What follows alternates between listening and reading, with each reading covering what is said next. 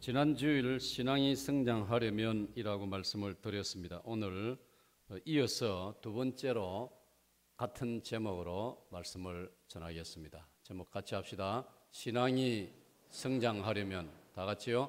신앙이 성장하려면. 여러분, 아이가 태어나면은 무럭무럭 자라야 됩니다. 부모나 또 할아버지 할머니가 자기 자녀 또는 손자 손녀가 잘 자라는 모습을 보면은 보람이 있고 아주 마음이 행복합니다. 무릇 생명을 가지고 태어난 것은 자라야 됩니다. 그것이 어느 정도까지 자라도록 다 정해져 있습니다. 근데 그게 미치지 못하면은 여러 가지 복잡한 문제가 생기고 또 걱정을 하게 되어집니다. 자연 만물은 모든 씨앗이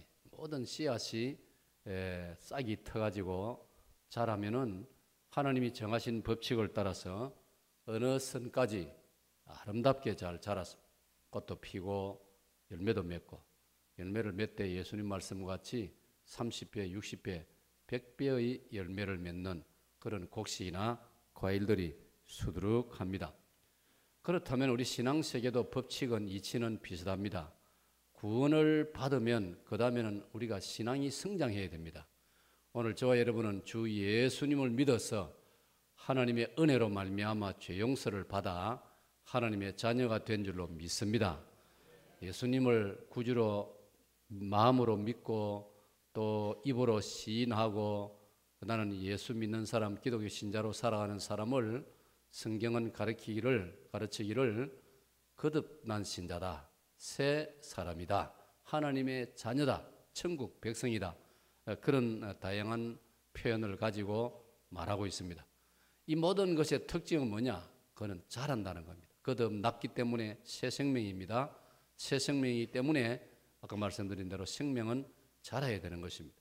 하나님 나라, 하늘나라 백성이기 때문에 이 세상 사람들과 비교해서 우리는 훨씬 더 아름답게 내용 있게 자라야 되는 것입니다. 베드로전서 3장 15절에 보면은 사람들이 너희들에게 장래의 소망에 관해서 도대체 그 이유가 뭐냐, 이유가 있느냐, 근거가 있느냐라고 물어온다면은 그들에게 대답할 것을 항상 준비해 두어야 된다. 그리고 대답을 하되 온유한 마음으로 대답을 하라. 여러분, 거기 대답을 할 수 있도록 준비하는 것, 또 대답을 할 때 여간 아주 까다롭고 복잡하고 이런 질문이나 이런 사람들을 향해서도 온유한 마음으로 대답을 해주라. 이 두 가지는 대답할 것을 준비하는 실력이라든지 또 온유한 마음으로 대답할 수 있는 내 인격적인 단련이나 준비나 그 모든 것은 성장과 관계가 되는 겁니다. 내가 성장해야 그렇게 할 수 있는 것입니다. 성장할 때의 성숙도 따라오는 겁니다. 그래서 우리에게 숙제가 뭐냐? 구원받은 신자는 믿음이 성장해야 되는 것입니다. 저 여러분, 믿음이 성장하시기를 축원합니다. 바랍니다. 우리 신앙은 성장해야 합니다. 성장을 해야 됩니다. 신앙은 성장해야 됩니다. 이론적으로도 성장을 해야 되고 실천적으로도 성장을 해야 됩니다. 그리고 우리 개인적인 인격, 인품, 내면적인 모습 이런 거 다 성장해야 됩니다. 우리 이제 어른들이 되기 때문에 신체적으로, 육체적으로야 더 무엇이 성장되겠습니까? 오히려 의학적으로 그 연구를 우리가 참고한다면 하루에도 수백 개, 수천 개 세포가 죽어가고 있습니다. 어른들 노인들만 죽어가는 게 아니고 제가 기억하기로는 읽은 글에 하면은 사람 나이가 30이 넘어가면 그때부터는 세포가 죽어가는 겁니다. 물론 하나님이 충분히 세포를 주셨고 그 세포 중에 그 세포 숫자는 헤아릴 수가 없을 정도로 많습니다. 수십억이 되는지 수백억이 되는지 모르겠습니다. 하여튼 대신에 이제 남은 여생 동안에 우리 몸의 세포는 사실 매일 수백 개 내지 수천 개씩 죽어간다는 것입니다. 그러니까 우리의 그 사람은 그렇게 별 희망이 없습니다. 고린도서 4장 16절에도 우리의 그 사람은 날로 후패하나, 우리 그 사람은 날로 시들어가고 날로 약해져 간다 이 말이에요. 그렇기 때문에 우리는 이런 데 너무 많이 기대를 걸 것이 없습니다. 그렇다고 우리가 비관적으로 살 필요는 없습니다. 인생을 맨날 슬퍼하고 울고 죽음에 대해서 두려워하고 내세에 대해서 불안해하고 그것도 옳은 태도가 아닙니다. 우리가 내일이 오는 것을 아주 우리 몸이 익숙해 가지고 오늘 밤 자고 나면 어둠이 지나고 나면은 새벽이 오고 내일이 온다. 그에 대해서 누가 불안해하고 의심을 하고 정말 내일이 올 것인가? 그것 때문에 염려가 돼서 잠을 자지 못하고 방에 그냥 쭈그리고 앉아가지고 내일이 정말 올 수 있을까? 그렇게 하는 사람 누가 있습니까? 그걸 확대 해석한다면은 우리 인생의 먼 훗날도 그리고 먼 훗날 우리가 가게 될 하나님 나라도 지금은 우리가 잘 모릅니다. 지금은 잘 안 보입니다. 육의 눈으로 볼 수도 없습니다. 그러나 성삼위 하나님이 약속을 하셨고 또 성령의 감동으로 기록을 해놨기 때문에 우리는 믿고 있는 것입니다. 내일도 태양이 또 오를 것이다. 내일도 7월 7일 월요일이 올 것이다. 그것에 대해서 적어도 오늘을 살고 있는 우리 중에 거기에 대해서 불안해하거나 염려하는 사람 누가 있습니까? 이걸 조금 확대해서 해석하면 우리 인생도 그렇다 이 말입니다. 우리의 미래에 대해서, 앞날에 대해서, 내세에 대해서, 우리 죽음 다음에 대해서도 하나님의 주권에 맡겨드리고 하나님의 사랑에 맡겨드리고 믿음으로 살아가야 할 줄로 믿습니다. 제가 섬겼던 교회 사랑하는 젊은이들이 있습니다. 결혼 주례도 하고 교회 안에서 저 청년들이 서로 청년회 활동하면서 교제에서 결혼을 한 아주 참 기대가 되고 너무나 성분도 좋고 인물도 좋고 참 그런 부부인데 그 이제 부인 쪽에 친정 아버님이 그 골프 선수입니다. 우리나라에 아주 그 참 초기의 골프 선수인데 그 뭐 운동을 하고 평생 골프장에서 뭐 좋은 공기 마시고 얼마나 좋습니까? 그런데도 불구하고 사람이 병이 걸리려면 병이 걸릴 수 있고 세상을 떠나려면 떠날 수 있는 겁니다. 인생은 그런 것입니다. 어떤 사람은 담배를 뻐끔 담배를 골초가 돼서 피워도 오래 사는 사람도 있고 깨끗한 곳에 살아도 일찍 돌아가는 수도 있고 인생은 다양한 것입니다. 그것 때문에 그런데 너무 얽매이지 말고 하나님 말씀같이 하루하루를 항상 기뻐하고 쉬지 말고 기도하고 범사에 감사하면서 살아가시기를 축원합니다. 그리고 젊은 부부가 저에게 문자가 왔어요. 목사님, 저희 친정 부친이 위독합니다. 제가 정말 그분이 골프를 전문으로 하는 분 되니까 맨날 주말 되면 골프장에 나가고 또 때가 되니까 워낙 탁월한 분이니까 배우러 오는 사람 또 개인 레슨도 골프장에 나가서 해줘야 되고 신앙생활이 잘 안 되는 겁니다. 그 이제 어머니를 전도해 친정 어머님도 신앙생활을 잘해가지고 제가 있을 때 세례를 받고 집사까지 임명이 되고 참 마음이 고운 분들인데 근데 그 친정 아버지는 만날 기회도 없고 참 그랬어요.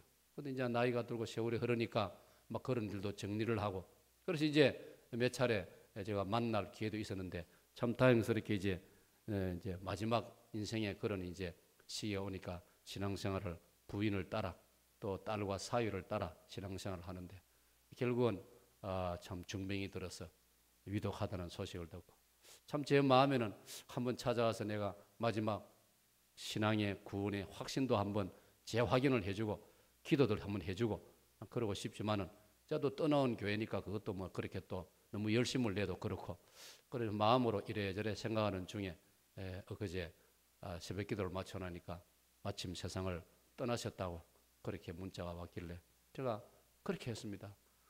이 모든 슬픔과 아픔은 주님의 주권에 맡겨드리고 힘과 용기를 잃지 마십시오. 그랬더니 부부 이름으로 아멘 목사님 알겠습니다. 힘내겠습니다. 그렇습니다. 우리는 하나님의 주권에 맡겨드리고 지금 현재를 하나님 앞에서 열심히 살아가시기를 축원합니다. 그런 중에서 우리에게 중요한 숙제가 뭐냐? 신앙이 성장해야 된다는 것입니다. 지금 연세가 드신 분들 우리들은 무슨 소망이 특별히 많겠습니까? 욕심을 이제는 줄여야 됩니다. 마음이 좀 더 단순해야 되고 마음이 좀 더 순수함으로 돌아가야 됩니다. 우리가 태어나서 어릴 때 마음이 얼마나 순수했습니까? 여러분 전복이나 어린 아이들 유치원 아이들 얼굴 쳐다보면 어떻게 그렇게 피부가 곱고 예쁩니까? 우리 어른들은 가까이서 보면은 주름 살도 많고 검은 티도 많고 뭐 하는 말로 뭐 그걸 뭐라 합니까? 뭐 죽음의 저승사자라 하나 뭐 그런 뭐 얼굴에 흔적도 많이 있고 여하튼 그렇지 않습니까? 뭐 여성 여러분도 뭐 예쁘게 많이 찍어 발라서 그렇지 뭐 그거 다 벗기고 나면 비슷하지 않습니까? 그러니까 우리가 사실은 별로 소망이 없습니다. 그러니까 너무 이 땅에 많은 욕심을 가질 필요가 없는 거예요. 우리는 오히려 모든 기대와 희망을 신앙에다가 두어야 할 줄로 믿습니다. 아멘. 기왕 신앙생활이 우리의 남은 여생의 보람이고 그것까지 기댈 게 없다면 신앙생활을 잘해야 됩니다. 그리고 신앙이 성장해야 됩니다. 할렐루야. 할렐루야. 어제 새벽에 보니까 전도 받은 지 얼마 안 되신 우리 자매님이 우리 권사님 한 분하고 새벽 기도를 이제 오시는데 권사님이 소개를 하시.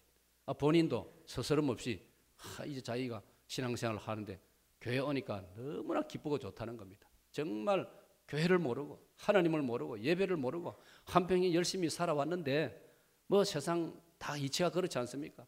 나이도 들어가고 자녀들은 다 커가지고 뭐 떠나가고 뭐 자식도 품 안에 있을 때 자식이지 다 크고 나면 그거 뭐 무슨 소용이 있습니까? 사실은 우리 인간적으로 말을 한다면은. 근데 이분이 전도를 받아서 우리 교회에 출석을 하면서 예배를 몇 번 들어보니까 이 정말 별천지란 말이에요. 야, 이런 세상이 있나? 이렇게 좋은 것이 있나? 그래서 그분 스스로 목사님 이제는 제가 신앙생활 열심히 하고 이제는 예배 열심히 드리고 정말 여기에 제가 기쁨을 누리고 살 겁니다. 아주 솔직한 분이. 보통 여성분들이 그렇게 말을 담임 목사 앞에서 말을 잘 안 하거든요. 그런데 그분 참 성품이 좋아요. 참 제가 마음이 기분이 좋았습니다. 사랑하는 여러분, 그렇습니다. 우리의 여생의 진정한 보람, 가치의 의미는 신앙생활에 있는 줄로 믿습니다. 그러므로 전도서 12장 13절 이의 결국을 다 들었으니 하나님을 경외하고 그 명령을 지킬지어다. 이것이 인생의 본분이니라. 할렐루야. 이게 인생의 가장 중요한 일이고 보람 있고 가치 있는 일이라고 성경은 말씀하고 있습니다. 그런데 혹시 우리 중에 모태신자이면서 어머니 뱃속에서부터 기독교 신자이면서 아니면 주일학교 때부터 교회를 다니고 청년 때부터 교회를 다니고 그리고 교회 다니는 세월이 40년, 50년, 30년, 20년 이렇게 되면서도 신앙이 너무 자라지 않고 있다면 이거는 좀 생각해 볼 문제라 이 말이에요. 신앙이 제자리 걸음을 한다든지 신앙이 통 자라지 않는다면 이건 좀 생각해 볼 문제라 이 말이에요. 오늘 하나님께서는 우리 신앙이 자라기를 원하고 계신다 이 말이에요.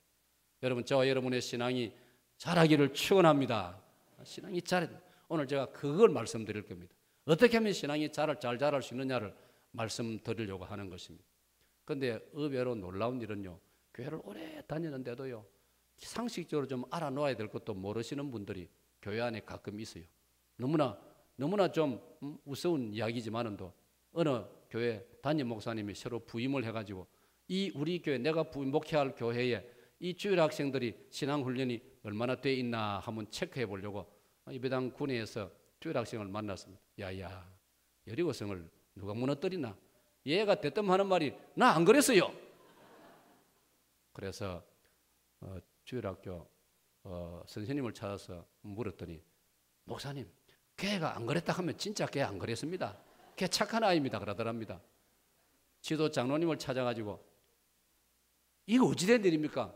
내가 여리고성을 누가 무너뜨렸냐 물으니까 아무도 안 무너뜨렸다 하는데 이거 어찌된 일입니까 하니까 장로님이 목사님 그만 일에 너무 일을 크게 벌리지 말고 그 무너진 거 우리가 막 교회에서 돈으로 갚아주입시다.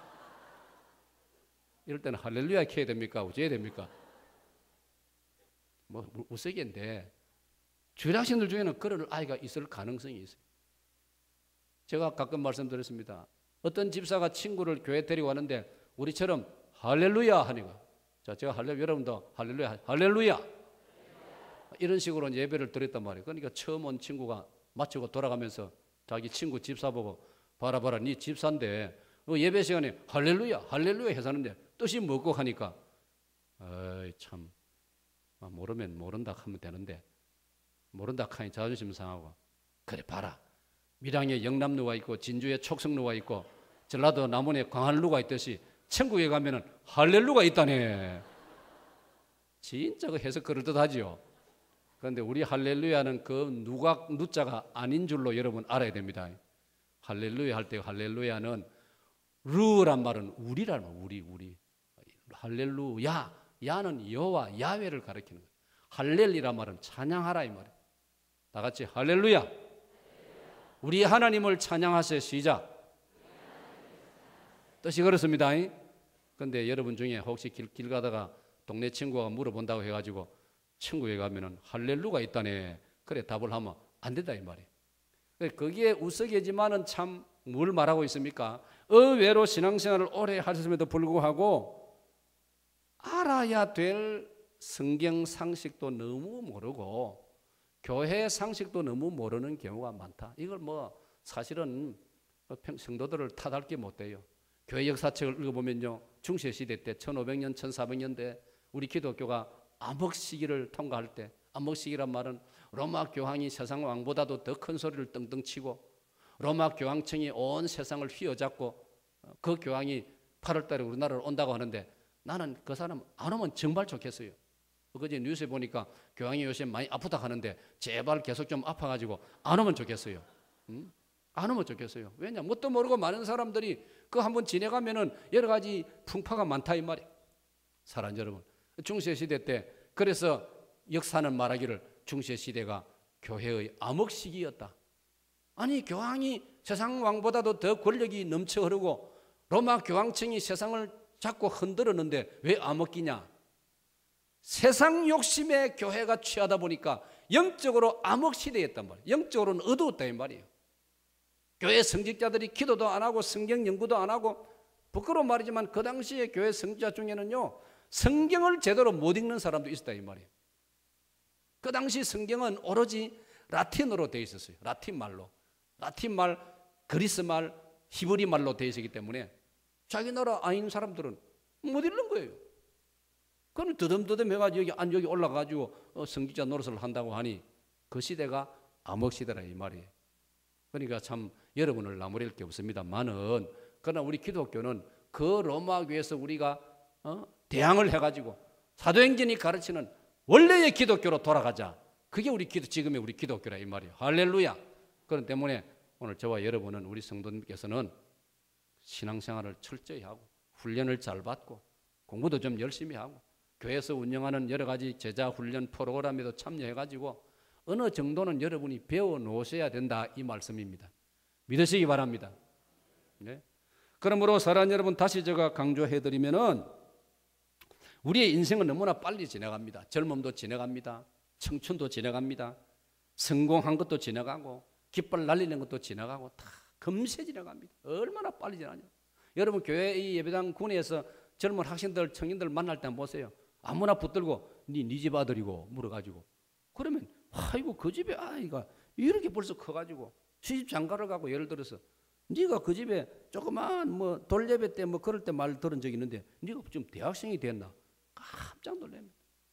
중학생 하나가 평소에 엄마 따라 콧물 ጨጨ 흘리고 새벽기도 나오던 학교도 안 들어가던 조그만 꼬마가 물론 뭐 한 번씩은 봤지만 어제 보니까요 중학생이 돼가지고 키가 내보다 커요.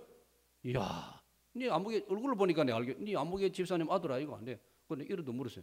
네 배성혁이 아이가? 맞습니다. 네 언제 키가 이러고? 전에 보니까 네 동생보다 네가 키가 안 커가지고 내 생각에 자가야 지 동생보다 키가 안 클 거야. 내 혼자 나 걱정을 했는데 쑥 커버리세요. 아, 이거 정말로 여러분 그렇습니다. 그런 것을 보면서 뭘 느끼게 되느냐? 야, 내 인생은 벌써 엄청나게 내가 살았구나. 정말 이제 내 인생이 후반부가 되었구나. 여러분 저도 모르게 전에는 지하철을 타면요, 저는 이제 지하철 타고 다니거든요. 전에는 제가 경로석에 안 앉습니다. 자존심이 있어가지고 또 뭐 다리도 튼튼해가 안 앉습니다. 근데 요즘은 저도 모르게 그 경로석 비어 있으면 가서 쓱 앉습니다. 내가 앉으면요 아무도 저보고 이상하게 안 봅니다. 그만큼 제가 거기 앉을 나이가 됐다 이 말입니다. 이렇게 빨리 세월이 지나가는 거예요. 사랑하는 여러분, 그러므로 이 인생을 이제 더 이상 어디에 욕심을 더 둘 것이며 무엇에 희망을 더 걸 것입니까? 우리 믿는 성도는 신앙생활에 희망을 거시기를 축원합니다. 내 신앙이 자라는 거기에 의미를 두고 가치를 두시기를 축원합니다. 그러려면 우리가 우선 신앙생활을 좀 열심히 해야 되는 거예요. 요양시설에, 요즘 우리 연세가 드신 분들은 요양시설에 많이 가서 보호를 받고 계시지 않습니까? 그걸 요즘은 뭐 크게 우리가 뭐 달리 생각할 것이 없습니다. 이제 그 뭐 보편적이 됐으니까 너무나 몸이 불편해진 부모님 돌보느라고 아들 며느리 다 직장도 안 가고 일도 못 하고 부모님 한 분 모시고 집에 계속 붙어 있을 수도 없고 그래 어떻게 생활을 할 수 있습니까? 그래 지금은 막 우리나라는 이 요양시설이 아주 너무나 잘 돼 있으니까 보편화되어 있으니까 다들 그렇게 하고 있습니다. 그런데 그 노양시설에 계시던 할아버지 한 분이 이런 글을 남겼습니다. 한번 들어보세요. 돈 있다 위시치 말고 공부 많이 했다고 잘난 척하지 말고 건강하다고 자랑하지 말고 명예가 있어도 뽐내지 마소. 다 소용없더이다. 나이 들고 병들어 누우니 잘난 자나 못난 자나 너나 없이 남의 손 빌려 하루를 살더이다. 그래도 살아있어 남의 손에 끼니를 이어가며 똥 오줌도 남의 손에 맡겨야 하는구려. 당당하던 그 기세의 그 모습이 허망하구려. 내 형제 내 식구가 최고인 양 남을 없인 여기지 마시구려. 피 한 방울 섞이지 않은 형제 식구도 아닌 바로 그 남들이 어쩌면 이 병원에서 이토록 고맙게 나를 보살펴 주는지 웃는 얼굴로 따스한 미소 지으며 날 이렇게도 잘도 돌봐주더이다. 아들 낳으면 일촌이요 사춘기가 되니 남남이 되고 대학 가면 사촌이 되고 군대에 가면 손님이요 군대에 다녀오면 팔촌이더이다. 장가 가면 사돈이고 애 낳으면 내 나라 동포요 이민 가면 해외 동포 되더이다. 너무 엄숙하게 듣지 말고 웃으면 웃으세요. 이부 예배 때는 얼마나 많이 웃었는데 여러분 좀 이상하네요.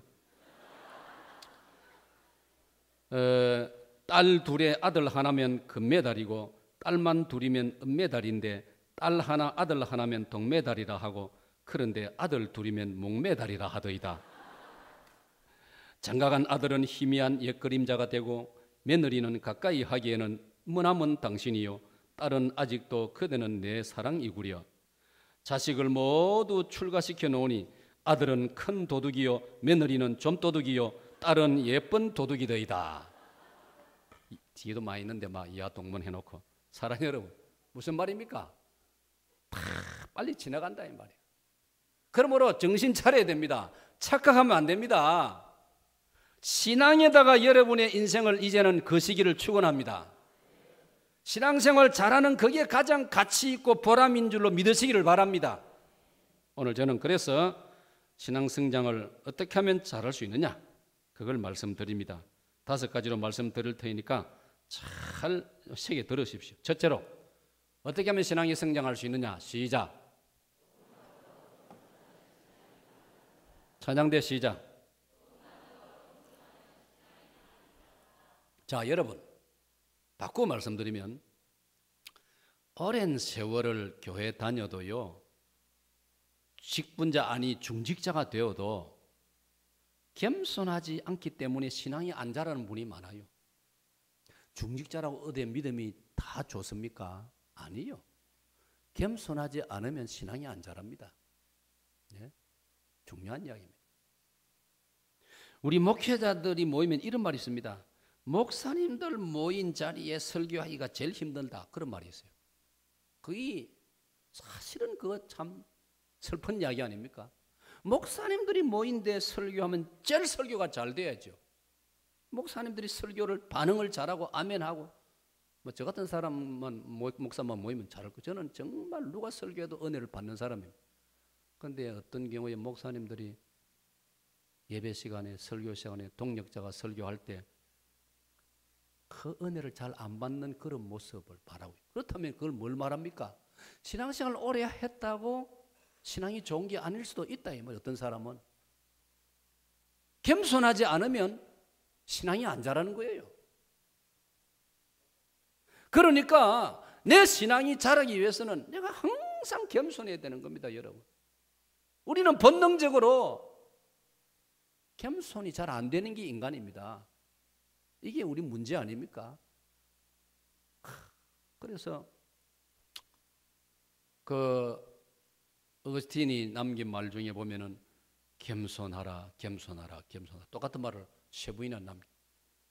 처칠 수상은 자기 모교에 가서 연설하면서 학생들에게 포기하지 말라, 포기하지 말라, 포기하지 말라. 세 번 딱 말하고 연단에서 내려갔다고 하지 않습니까? 그러니까 겸손이란 말이에요.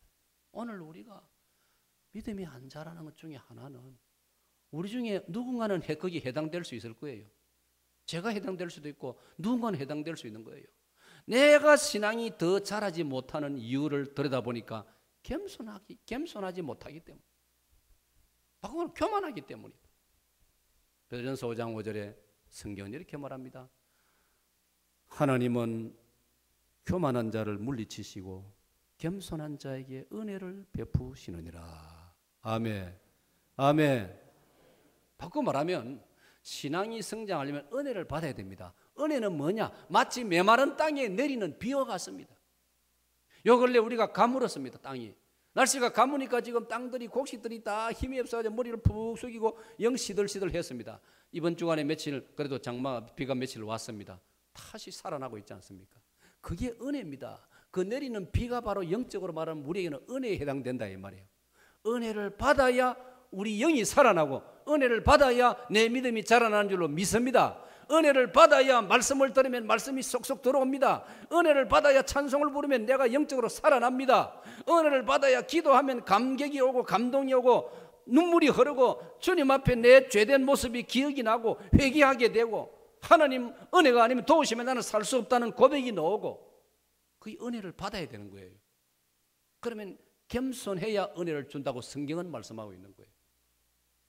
우리 겸손함으로 하나님의 은혜를 많이 받으시기를 축원합니다. 하나님의 은혜를 받음으로 믿음이 날로 날로 성숙하고 성장하고 강해지시기를 축원합니다. 다시 말씀드리면 우리는 태생적으로 본성적으로 우리는 교만한 마음을 가지고 있습니다. 그러니까 성경에 빌립보서 2장을 보면은 나보다 남을 더 낮게 여기라. 나보다 남을 더 낮게 여기라. 예수님을 생각해 보라. 예수님은 하나님의 아들이요 성삼위 하나님을 이야기할 때는 하나님이신 우리 예수님이 자기를 낮추시고 이 세상에 사람의 몸이 되어 오셨단 말이에요. 우리는 이 땅에서 베이종군하는 사람을 얼마나 존경합니까? 이순신 장군이 6.25 때 원균을 비롯한 반대파의 모함을 받아가지고 계급장이 떼이고 사령관직에서 내쫓겼습니다. 우리 같으면 분하고 억울해서 어떻게 하겠습니까? 그래, 내 없이 잘하는 참 잘해봐라. 잘하는 한번 보자. 그래, 이순신 장군은 계급장 없는 쫄병의 옷을 입고 부대 뒤를 따라다니면서 짐을 날라주고 같이 나라를 위해서 싸웠습니다. 그럴 때 생겨난 말이 백의종군입니다. 흰 옷, 그 말은 계급장이 없는 평범한 옷이라 이 말이에요. 예? 얼마나 그런 분을 우리가 존경하지 않습니까? 우리 예수님이 하늘나라의 모든 걸 다 내버리고 이 땅에 오셨단 말이에요. 그 예수님을 믿고 따르고 나의 주님이라 고백하는 우리가 어찌 겸손하지 않을 수가 있느냐 이 말이에요. 그 주님을 깊이 생각한다면, 그 주님의 십자가를 우리가 깊이 생각하고 그 십자가의 정신을 우리가 이해한다면 우리는 너무나 자연스럽게 겸손해야 할 줄로 믿습니다. 그래서 우리는 주여 저를 하여금 겸손하게 해주시옵소서. 저에게 겸손한 마음을 주시옵소서. 기도하는 여러분 되시기를 축원합니다. 축원합니다. 두 번째로 우리가 신앙이 잘 성장하려면 어떻게 해야 되느냐? 다 같이요. 지금까지보다 조금만 더 참으면 신앙이 잘 자란다. 사랑하는 여러분, 신앙이 자라려면 잘 참아야 됩니다. 잘 참아야 돼요. 잘 참지 못하면요 신앙이 안 자랍니다. 그 참지 못하는 그 성격 그대로 남아 있어요. 참아야 됩니다.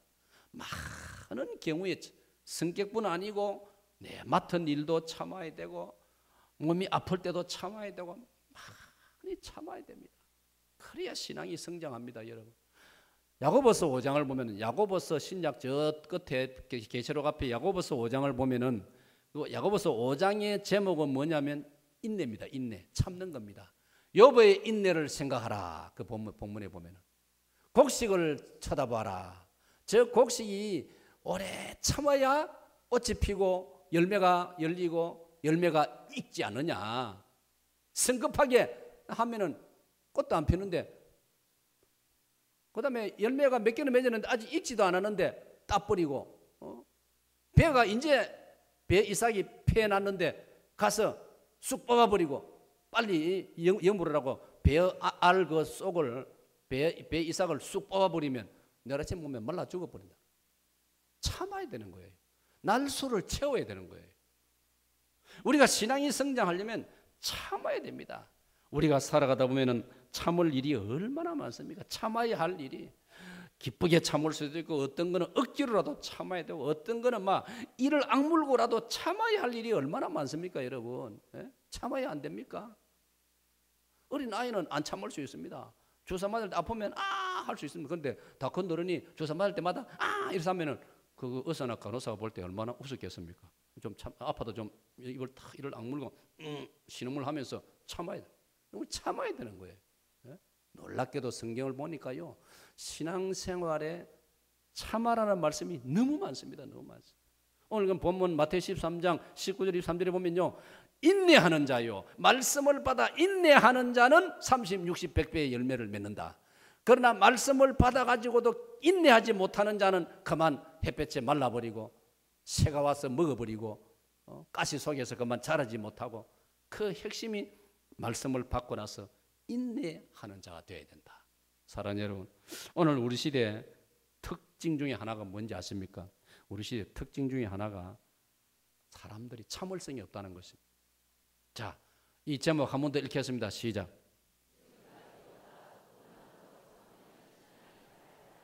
여러분, 지금까지도 많이 참아 오셨습니다. 참아 오셨기 때문에 오늘의 여러분이 여기 있는 겁니다. 우리 각자가 많이 참았기 때문에 오늘의 내가 있는 겁니다.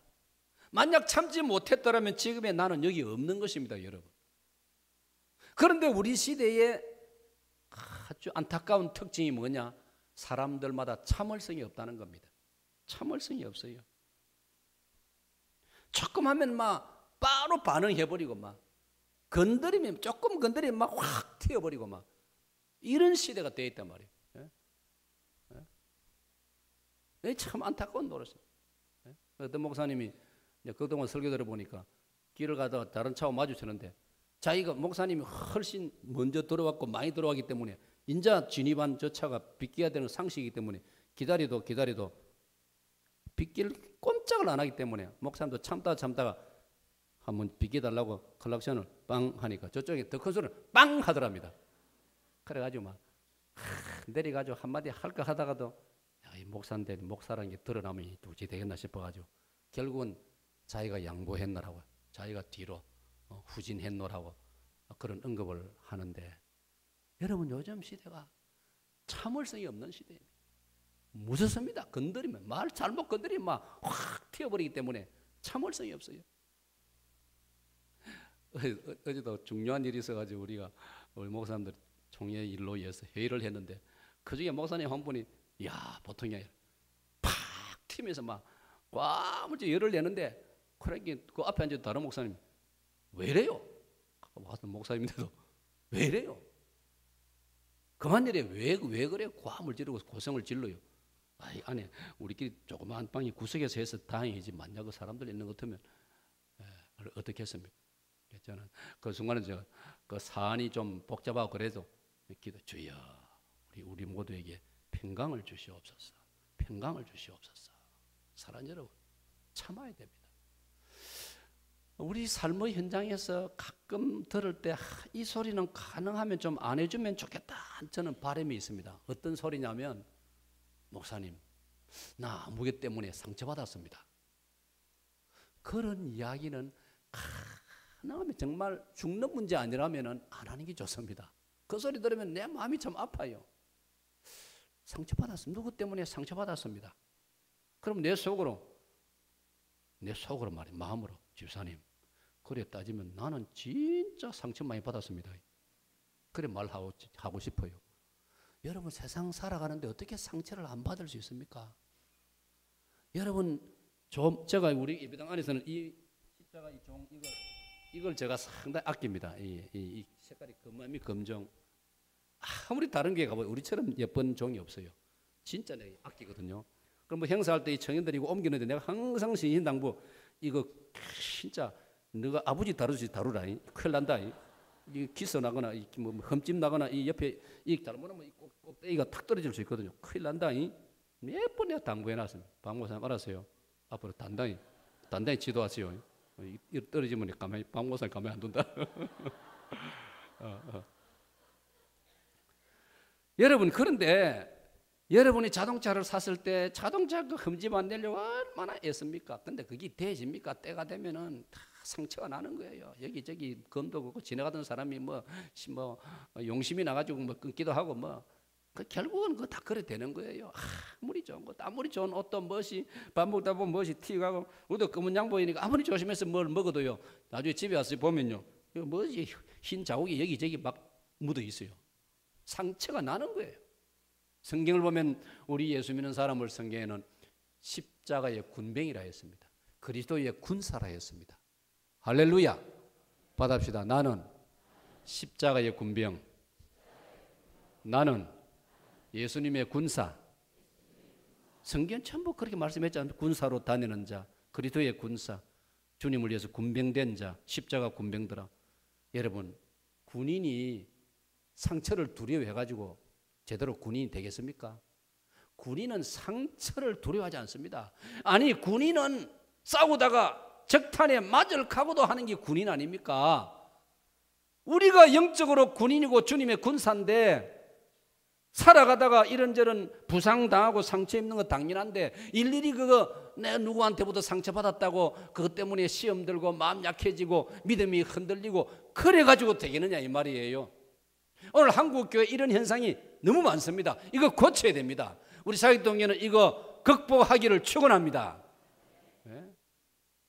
이순신 장군은 뭐라 했습니까? 임진왜란 적탄을 맞았음에도 내가 죽었음을 적들이 모르게 하라.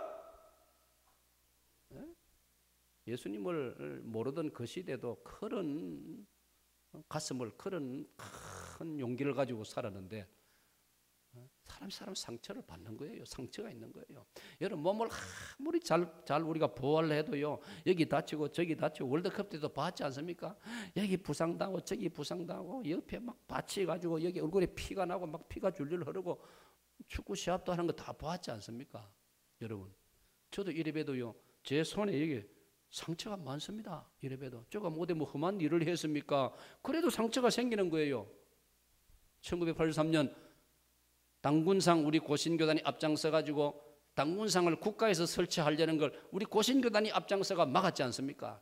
그때 전두환 대통령 시절인데 밖에 물이 지어 넣으면 다 잡아가던 시절입니다. 숨도 못 쉬던 시절입니다. 그런데 우리 고신교단 목사님들은 회의를 해가지고 안 된다. 이거는 우리 선배들이 일제 신사 참배도 반대하고 감옥에 들어갔는데 나가자. 주일 오후에 예배를 함께 드리고 시내로 나갔단 말입니다. 그러니까 이 경찰들이 체루탄을 쏘아가지고요. 내가 맨 앞장서가 체루탄 한 방 맞았지 않습니까? 그 흉터는 그대로 여기 있어요. 이래봐도 저도 상처 있는 사람입니다. 오토바이 타고 강원도 철원에서 주일날 교회 인도하러 가다가 전부 비포장 도로니까 비가 오니까 길이 얼마나 흙길이 미끄럽습니까? 오토바이 그 바퀴도 앞뒤로 하나 달려 있으니까 네 발 달려 있으면 안 넘어지지만 하나니까 그만 미끄러져 가지고 계곡으로 떨어져 가지고 그 상처요 또 있습니다. 관심 있는 사람 예 마치고 내한테 어디서 보여드릴게요. 한 번은 또 요 예배당 어디입니까? 파주소 앞에 요쪽이야. 횡단보도 건너려 기다리고 있는데 뜨끔하길래 보니까 옆에 담배 피우는 사람이 내 팔 여기다 불로 찢어지지 않습니까? 세상에 불로 찢어가 여기 흉터가 생겼다니까. 지금 생각하면 딱 붙들어 가지고 병원에 가가지고 엄살 좀 피워 가지고 돈이나 좀 받아낼 낀데. 그거는 농담이고. 그 사람 세상에 자기 담배 피우고 한 번 피우고는 뚝 내려오는데 내 손에 얹어가지고 내가 여러분 경험해 보니까요 담배불처럼 뜨거운 게 없더라고요. 와, 그거 진짜 뜨겁더라고요. 그러니까 담배 피우지 마세요. 혹시 이 중에 우리 남반 중에 확률적으로 한 두서너 사람 있을 가능성이 있어요. 내가 알거든요. 근데 만사 그 귀찮습니다. 요즘 담배 피우는 사람 천대 받습니다. 그러니까 담배 정리하셔서 꺼내 있어. 잘못하면 또 내가 또 불에 또 찔지 모르고 큰일 납니다. 사랑 여러분, 제가 말씀드리는 사람이 살아가면은 상처 입을 수 있습니다. 상처 받을 수 있습니다. 그거 각오해야 됩니다. 참아야 됩니다. 안 그러면 믿음이 안 자랍니다. 그런 걸 이겨내고 참아내야 내 믿음이 쑥쑥 자라는 것입니다. 할렐루야. 우리가 상처를 자랑할 게 있다면 예수님의 십자가만을 자랑해야 됩니다. 갈라디아 6장 17절에 보니까요. 갈라디아 6장 17절에 바울 사도는 나는 내 몸에 예수의 상처를 가지노라. 예수의 흔적을 가지노라. 그런 상처는 자랑할 만하죠. 나는 나에게 예수님의 십자가 흔적이 있다. 그런 자랑을 우리가 해야죠. 세 번째로 우리 신앙이 성장하려면 어떻게 되느냐? 세 번째로는 신앙이 우리가 좀 더 수고하고 좀 더 봉사하고 헌신해야 됩니다. 찬양대 시작.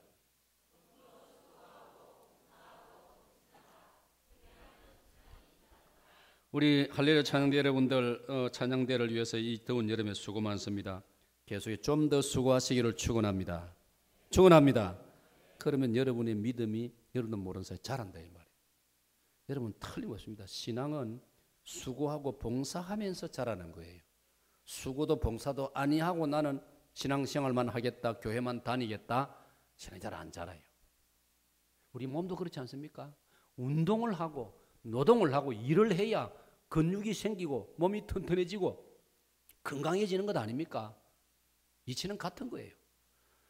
그런데 오늘날 많은 목사님들이 그런 말 합니다. 요즘 갈수록 교회에 봉사하려는 사람이 없어. 봉사를 안 하려고 해. 너무 몸을 도사려. 교회 봉사 좀 하자면 다 그만 숨어들어. 그런 걱정을 하는 이야기를 자주 듣습니다. 여러분 왜 그렇습니까? 옛날에 우리 선배들, 부모님들은 교회에 즐겁게 봉사했습니다. 집안일, 농사일 열심히 하고도 즐겁게 봉사했습니다. 그런데 요즘 이상하게 이 세상 풍속이 세상 풍조를 따라서 그러는지 봉사 안 하려고 합니다. 네? 뭐 안타까운 일입니까? 저는 그 이유를 왜 그럴까? 왜 요즘은 교회 안에도 봉사를 잘 안 하려고 할까? 왜 주일학교 교사도 잘 안 하려고 할까? 왜 사랑방 순장을 좀 이제 지원하라 하면 다 순장하는 걸 다 안 하려고 피하려고 할까? 왜 교회 봉사를 다 안 하려고 할까? 많은 사람이 안 하려고 할까? 이유가 있더라고요. 그게 뭐냐? 시대가 그렇게 만들어요. 오늘 시대가 너무 편하게 살려는 시대예요. 편하게 살려. 할 수 있으면 편하게 살려고. 그게 자기도 모르게 이제 이게 거의 전념이 돼가지고 나도 막 편하게 살는다. 사랑 여러분, 편하게 사는 것 너무 좋아하지 마십시오. 물론 뭐 중노동을 하는 것은 우리가 조심해야 되겠지만은 교회에서 어지간한 봉사는 계속 하려고 해야 됩니다. 그게 나의 신앙의 보탬이 되고 도움이 된다 이 말이에요. 이걸 우리 잊지 말아야 되는 것입니다. 오늘 이 시대는 너무 편한 시대가 되어버렸어요. 모든 사회 구조가 아주 자동화 시대가 되고 편리한 시대가 되고 뭐든지 편리하게 돼가지고 참으로 어떤 면에서는 지나칠 정도로 편리해요. 도로도 제가 볼 때는 너무 많이 만들어가지고 저는 정말 대통령이나 관련된 장관들 만나면 진짜 항의하고 싶어요. 이 좁은 국토에 그 좋은 농토를 갖다가 막 도로에 다 집어넣어가지고 그 아스팔트를 다 칠해버리면 그거 회복 못 시킵니다. 그거는. 여러분 앞으로 식량 문제가 심각한데 왜 그 좋은 농토를 도로가 더 이상 필요 없는데도 계속 지방자치라 해가지고 그 지방마다 자기들끼리 경쟁이 붙는지 건설하면 거기에 뭐 따르는 무엇이 뭐 생기는지 자꾸 도로를 불편하게 만들어가지고 그래가지고 막 빨리 목적지에 가는 것만 그게 좋은 게 아니에요. 옛날 국도를 따라서 이렇게 마을을 따라서 이제 꼬불꼬불한 길도 달리면 그것도 재미가 있고 말이지 뭐 참 그것도 마을도 가게도 지금은 어지간한 마을은 들어갈 일이 없어요. 바로 직선 도로 해가지고 넓게 해놓으니까 막 그런데 갈 필요 없이 목적지 바로 가버린단 말이에요. 너무 편하고 수월한 거 이런 걸 찾는 이런 시대가 돼 너무나 답답합니다. 우리가 자동차도 참 너무 자동화되어 있어가지고 모든 것을 손가락만 까딱하면 다 되게 만들어가지고 어떤 거는 막 자동으로 저절로 모든 게 다 돼가지고 컴컴한 데 들어가면 뭐 자동차 불이 저절로 오고 말이죠. 뭐 내 차도 나는 쓸 줄로 몰라가지고 들어갈 때마다 켜고 이랬는데 내가 그래서 오늘 아까 이부 예배 때 그 이야기 했어요. 아니 월요일 날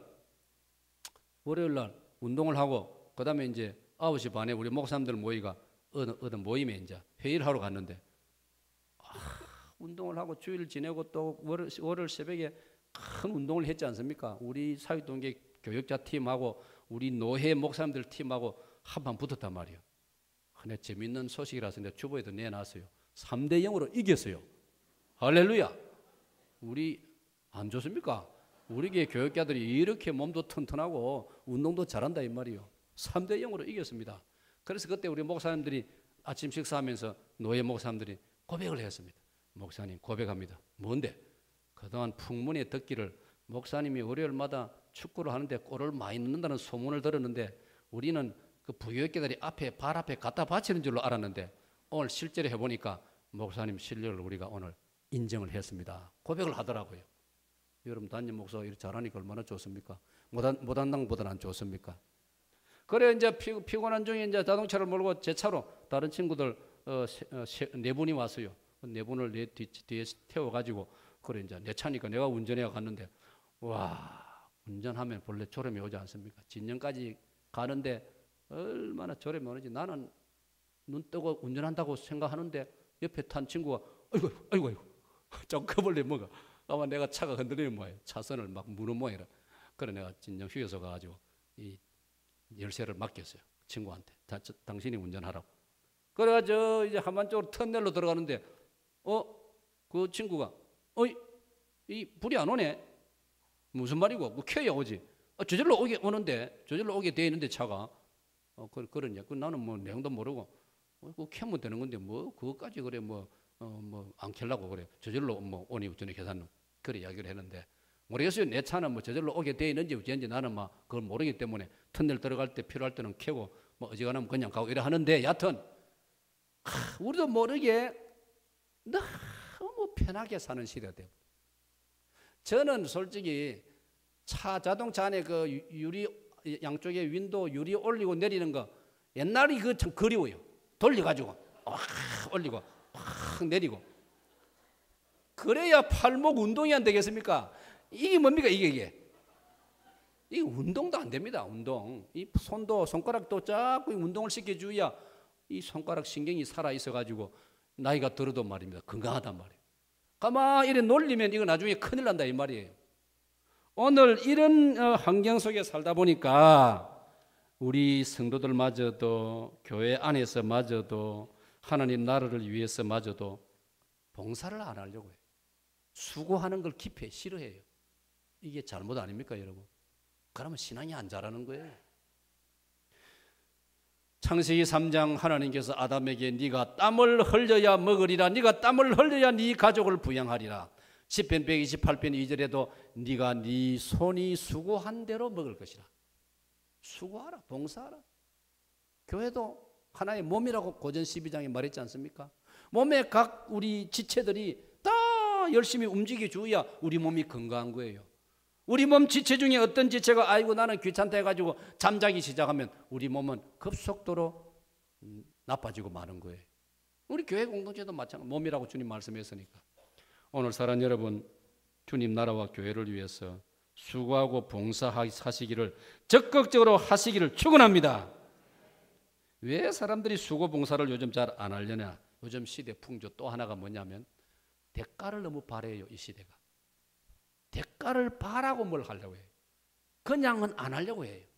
이것도 잘못된 풍토 아니겠습니까? 우리가 직장에서야 당연히 그래 해야 되겠죠. 그러나 크게 보면요. 직장에서든 어디서든 우리가 너무 대가에 연연하지 말고 내가 일할 수 있다는 이 자체의 비중을 두고 이걸 귀하게 생각해야 됩니다.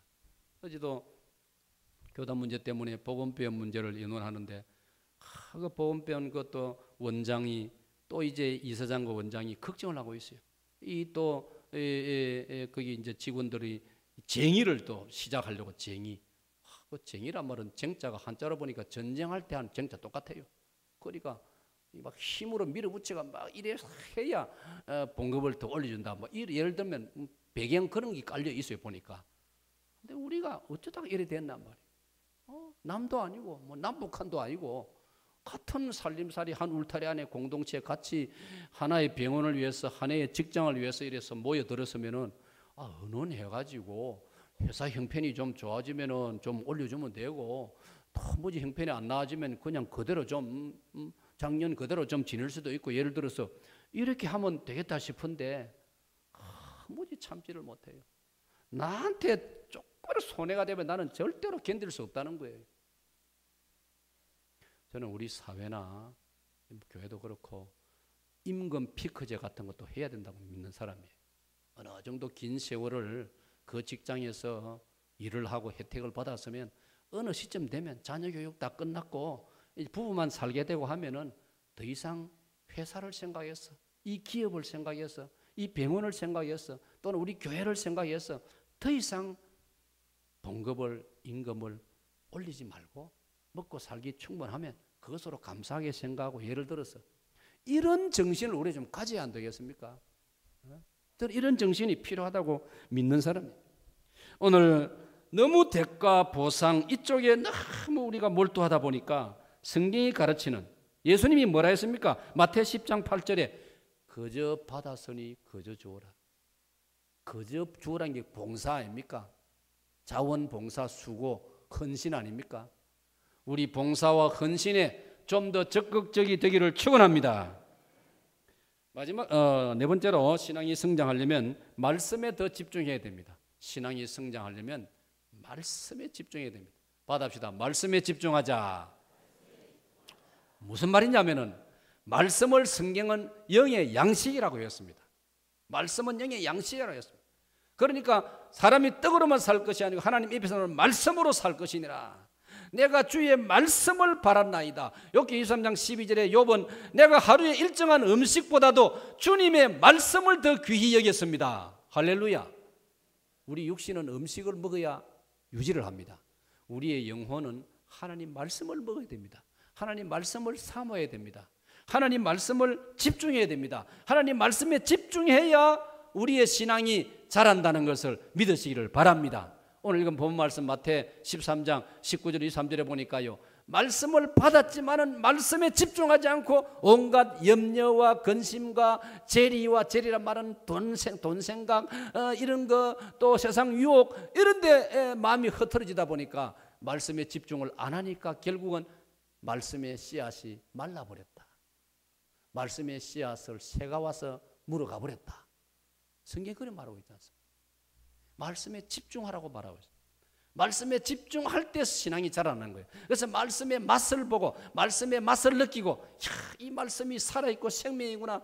이 말씀을 통해서 내 영혼이 살아나고 내 마음이 살아나고 내가 용기가 생기고 이 말씀을 오늘 읽으니까 오늘 예배 참석에 설교를 들으니까 내가 용기가 생기고 힘이 생기는구나. 할렐루야. 그게 바로 말씀의 능력이라 해요. 하나님 말씀은 능력이 있지 않습니까? 히브리서 12절 하늘 말씀은 살았고 능력이 있어 좌우의 날선 어떤 칼보다 더 예리하여 우리의 심령과 골수와 관절을 찔러 쪼개어서 모든 병균을 도려내고 우리에게 건강을 준다고 성경은 말씀하고 있지 않습니까? 그럼 우리가 우리의 신앙이 성장하려면 말씀에 집중해야 되는 여러분 말씀을 더 사모하시고 말씀에 집중하시기를 축원합니다. 마지막으로 우리 신앙이 자라려면 다 같이요 시작. 찬양대 시작. 이제 우리가 이 찬송을 부르겠습니다마는 사랑하는 여러분, 우리는 눈을 뜨면 하루 종일 신령하지 못한 것에 하루를 주로 보냅니다. 주로 우리 보이는 것이 사람 살아가는 거, 싸우는 거, 욕심내는 거, 신문에도 보면 맨날 일본이 이상한 짓 하고 미국, 일본, 한국이 힘을 합해가지고 북한의 핵무기를 없애도록 하기로 지금까지 몇 년, 건 20년을 노력해왔거든. 북한 핵 문제 6자회담이 20년이 다 돼가는데 지금 와서 하루아침에 북일 회담을 열어가지고 그 계약을 유엔에서 정한 법도 무시하고 지금 보십시오. 그러니까 이 세상 모든 것은 다 욕심 또 개인적인 이기심 뭐 이런 또 세상적인 어떤 세속적인 거 속화된 거 또 육신이 또 바울이 고백한 것처럼 내 육신은 이 세상의 욕심을 따르는구나. 내 마음속에 하나님을 더 따르려는 마음이 있는데 이 육의 본능은 세상을 따르는구나. 바울이 고백한 것처럼 우리 이 세상이라는 것은 또 우리 사람이라는 것은요 이 영적인 것보다 육적인 성향이 훨씬 더 강하다 이 말이에요. 그러니까 나도 모르게 그쪽으로 자꾸 쏠리는 거예요. 신령한 것은 그 배우기도 귀찮아하고 힘들어하는데 육적인 것은 얼마나 절기하고 좋아하고 그걸로 사람들이 모이지 않습니까, 여러분? 예? 무엇이 뭐 한국 요새 젊은 아이들이 뭐 팝 뭐라 하노 한류 문화 K-팝 나는 뭐 팝코인 줄 알았더만 그게 아니고 K-팝은 한국 무슨 유행하는 무슨 이제 노래 이런 걸 뭐 그래 하는 모양인데 그런 걸 좋아해가지고 거기는 막 젊은이들이 막 청소년들이 막 중고등학생들이 막 벌떼처럼 모여든단 말이에요.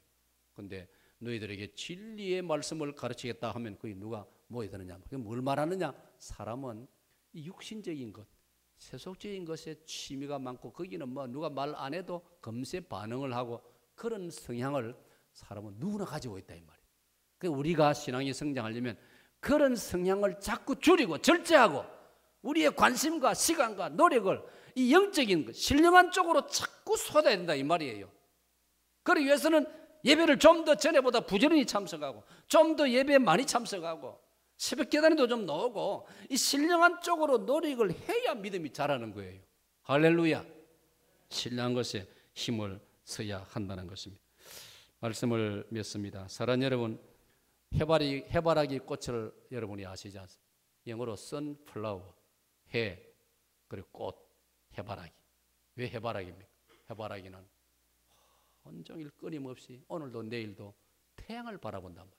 이 해바라기 꽃입니다. 그러니까 해바라기 꽃이 안 되었습니까? 우리는 주님을 바라보고 신령한 것을 바라보고 영적인 것을 더 삼고 그래 봤자 비율로 따지면 실제로 얼마 안 됩니다. 우리가 성향이 그렇기 때문에. 그러니까 노력조차 안 하면은 영적인 것이 우리가 사라진다 이 말이에요. 신령한 것을 사모하는 여러분 되시기를 축원합니다. 그리고 사역동계 원성들은 신앙이 놀랍게 성장하는 그런 축복을 이 7월에 여름에 누리시기를 축원합니다.